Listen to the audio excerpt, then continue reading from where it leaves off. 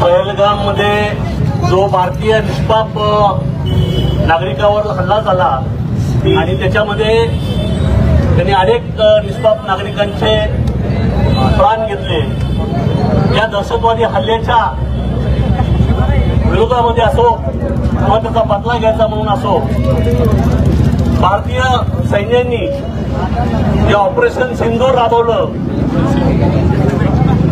व्योमिका सिंह आणि कुरेशी यांच्या नेतृत्वाखाली की भारताचे सर्वोच्च नेते पंतप्रधान यांनी पहिल्यांदाच असा निर्णय घेतला की या हल्ल्याचा बदला घेण्यासाठी चीनी सैन्य दलाला त्यांना मोकळीक दिली की कुठं हल्ला करायचा, कसा हल्ला करायचा, काय करायचं हे तुम्ही ठरवा। आणि त्याच्या अनुषंगानं जे दहशतवादी हल्ले करत होते त्यांचे जे पाकिस्तान पुरस्कृत तिथं दहशतवाद्यांना प्रशिक्षण दिलं जात होतं, असे दहशतवादी हल्ले त्या हल्ले करणाऱ्याच्या त्या कॅम्पवर या सिंदूरच्या ऑपरेशन सिंदूरच्या माध्यमातून ते सर्व कॅम्प 9चे 9 कॅम्प उद्ध्वस्त केले।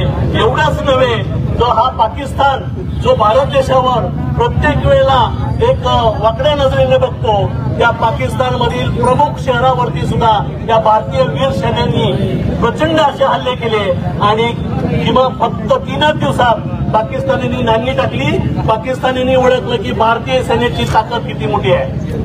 आज या भारतीय सैन्यामुळे आपण सुरक्षित आहोत।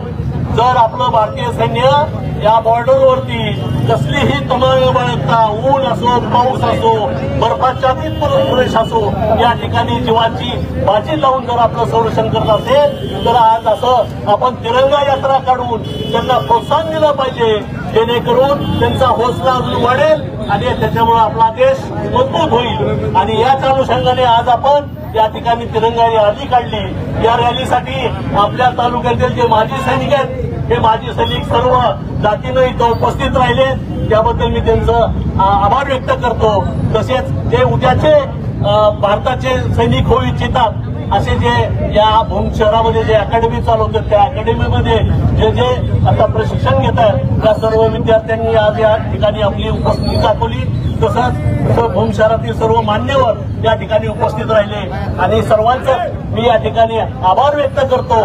आणि ज्या ज्या वेळेस आपल्या या भारतावरती संकट येईल, तसंच या सैन्यावरती संकट येईल, तर आपण आपल्या भारताचं एक राष्ट्रप्रेमी म्हणून प्रत्येकाने या पाठीमागे ठामपणे उभारलं पाहिजे, एवढीच या प्रसंगी मी आपल्याला सर्वांना विनंती करतो।